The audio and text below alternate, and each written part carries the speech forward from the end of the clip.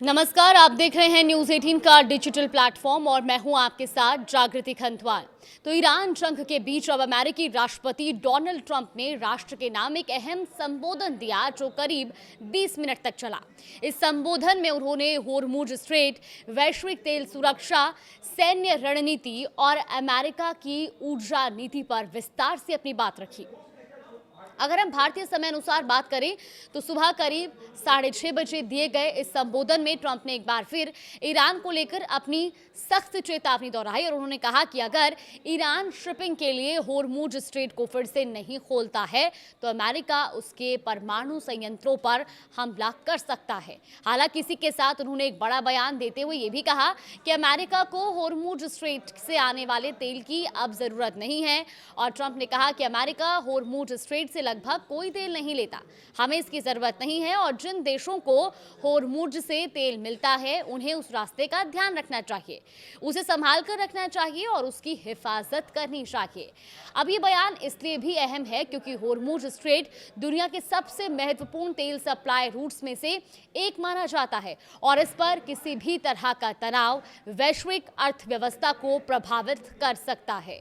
Israel के साथ मिलकर एक महीने से भी ज्यादा पहले शुरू किए गए सैन्य अभियानों के बाद ये ट्रंप का पहला प्राइम टाइम संबोधन था और इस दौरान उन्होंने ईरान में चल रहे युद्ध की स्थिति पर ताजा जानकारी दी।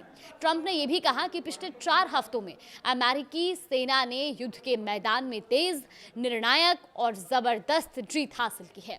उन्होंने कहा कि हमारे पास दुनिया की सबसे मजबूत सेना है और इस बयान के जरिए उन्होंने अमेरिकी सैन्य ताकत का प्रदर्शन करने की कोशिश भी की।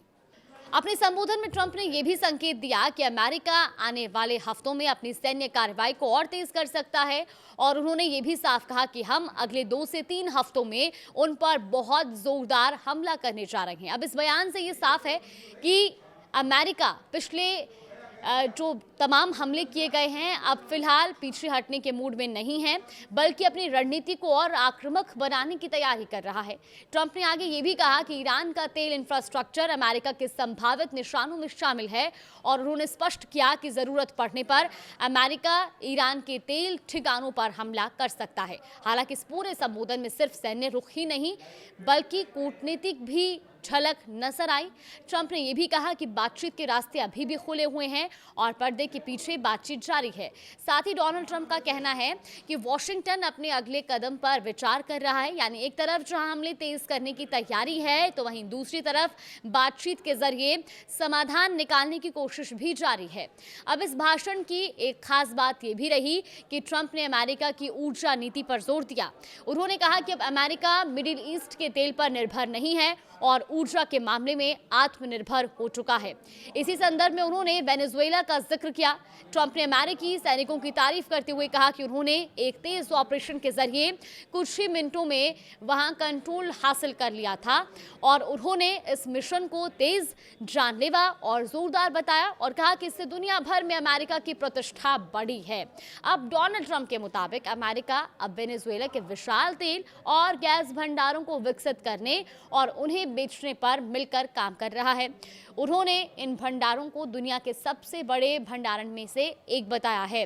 इसके साथ ही उन्होंने ये भी साफ किया कि भले ही अमेरिका ने ऊर्जा के मामले में आत्मनिर्भरता हासिल कर ली है लेकिन वो मिडिल ईस्ट से पूरी तरह दूरी नहीं बनाएगा। ट्रंप ने कहा कि अपने सहयोगी देशों की मदद से अमेरिका क्षेत्र में अपनी मौजूदगी बनाए रखेगा। अगर इस पूरे संबोधन को समेटकर समझे तो ट्रंप ने एक साथ 3 बड़े संदेश देने की कोशिश की है। पहला, अमेरिका ईरान के खिलाफ सैन्य दबाव को कम नहीं करेगा बल्कि जरूरत पड़ने पर हमले और तेज करेगा।